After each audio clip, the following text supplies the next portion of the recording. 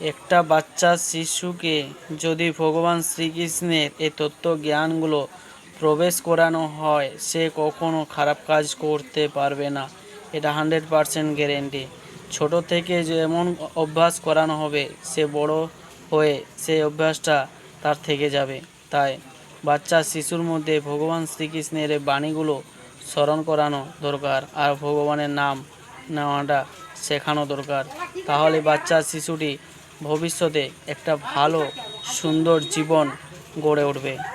যে ব্যক্তির হৃদয়ে অহংকার আর মনে মোহ তথা লালসা থেকে থাকে, তার হস্তে ধর্মের কার্য তো হতেই পারে না।